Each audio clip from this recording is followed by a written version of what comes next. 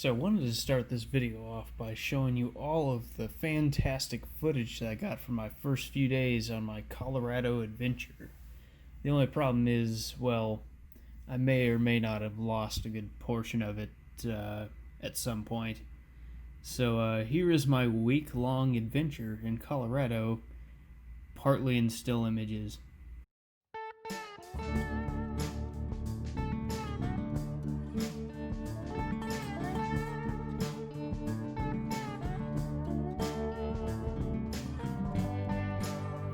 My adventure started just southeast of Breckenridge.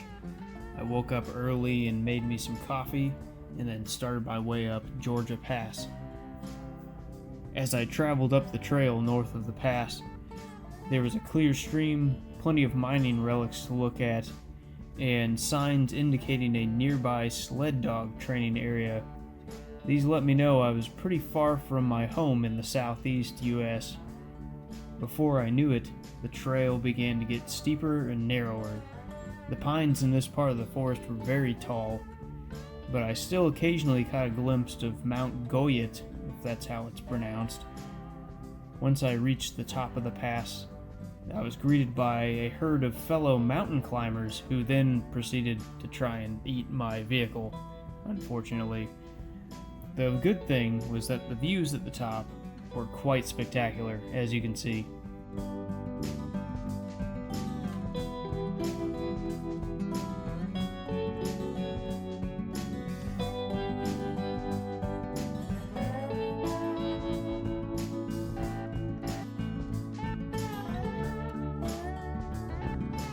Once I was done taking in the scenery from my very first trail in Colorado, I headed down the other side and hopped over to Boreas Pass. Here I found a few more fantastic views and some historical buildings to look at.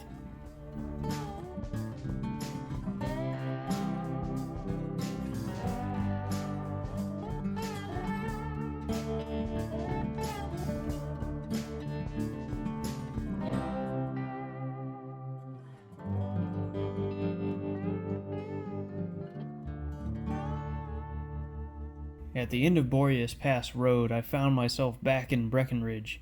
Being that it was the wrong season for skiing, I decided to go fly a kite. Not literally, but I headed away from town to Kite Lake, which sits just west of Alma, Colorado, below the Lincoln Peaks. Here I set up camp for the night, and at over 12,000 feet the tundra and night sky were quite the sight to see.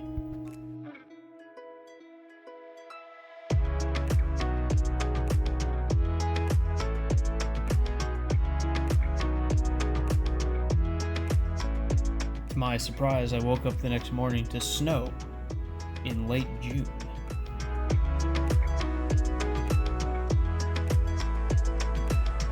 When you're just trying to make your bacon for breakfast and it's snowing in June. After a freezing cold night and an exhausting attempt to quickly pack up camp while it was snowing, I decided what better to do than to climb a 14,154-foot mountain. So I started up Mount Democrat Trail, being my first 14er, and the fact that I live at only 600 feet above sea level, I had to take quite a few breaks. Believe it or not, I actually reached the top of Mount Democrat and got a pretty awesome view of the Mosquito Range.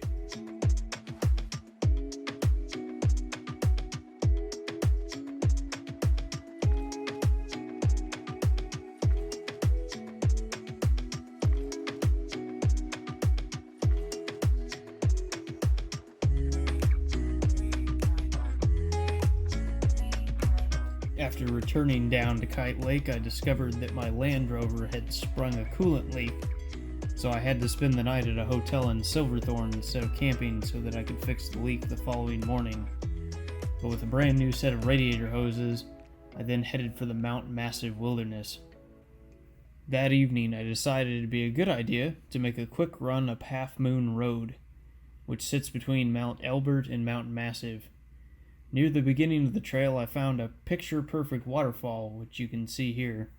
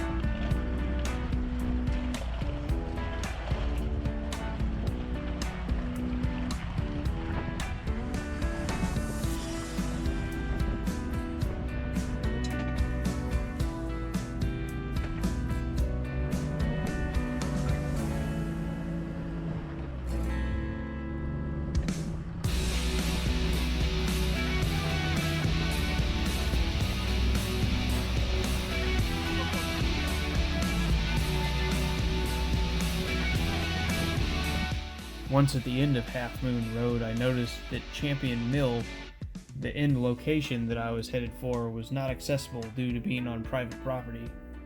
So I decided instead to opt for a nice view up on a hillside nearby.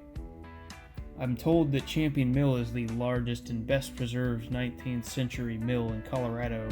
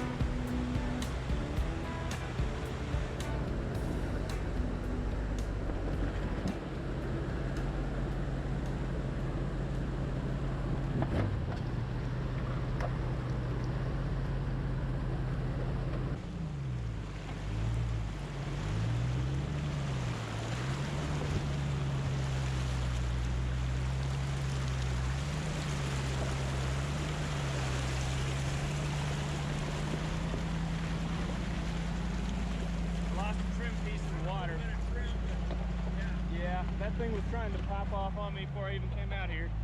Once back at the beginning of the trail, I scouted out a nice dispersed camping spot and set up my hammock. Alright, now that I'm done with Half Moon, got me a little camp setup going on here.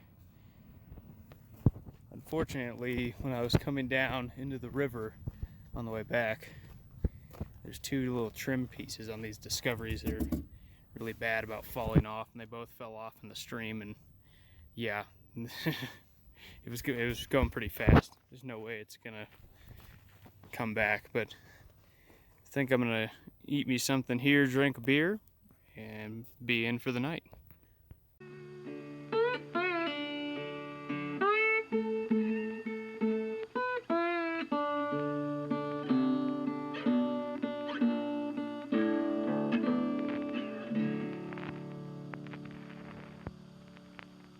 The next morning I embarked on my final set of trails.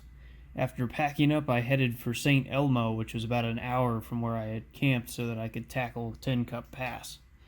The trail leading up the pass was rather easy to navigate, and at the top, I made friends with a random Jeep, and together we headed down the pass.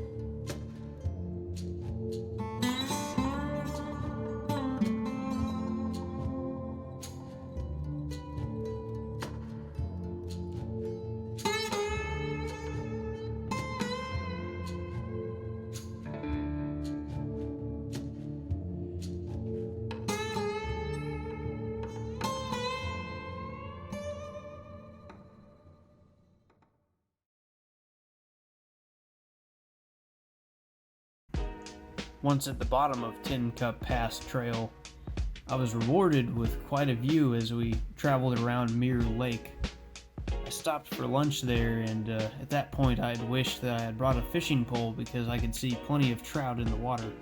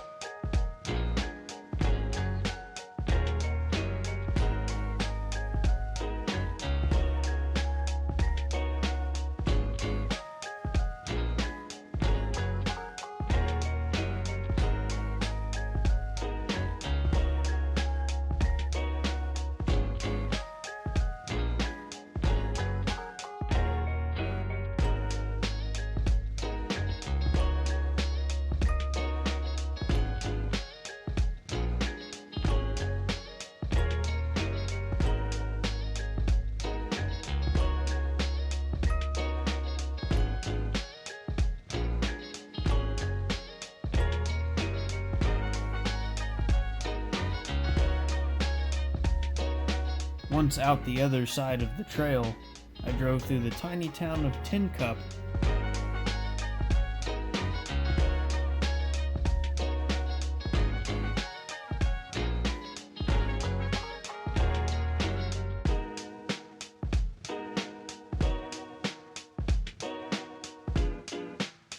From Tin Cup, I headed over Cumberland Pass and then down Alpine Tunnel Trail, which had quite a bit of railway history on it.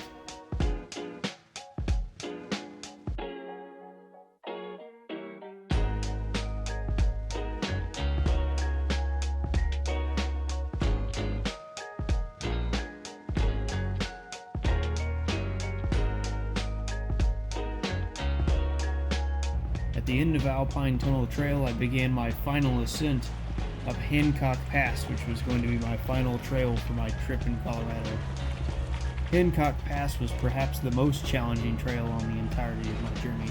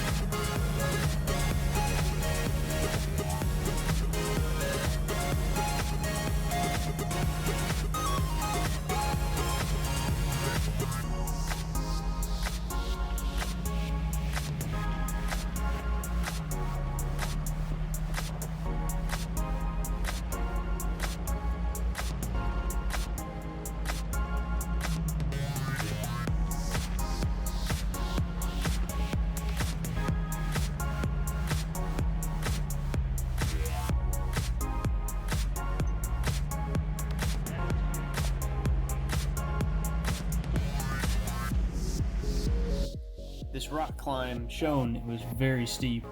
The video does not do it justice. Fortunately for stock 4x4s, there's an option on this trail, but I have to say that I had to test out the Land Rover somehow.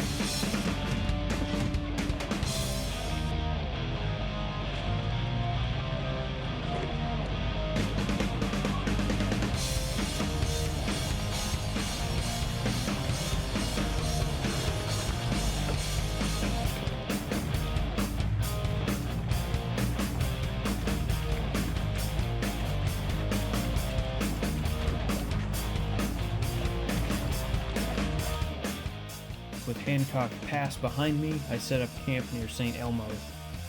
The next morning, I woke up and began my return journey towards home.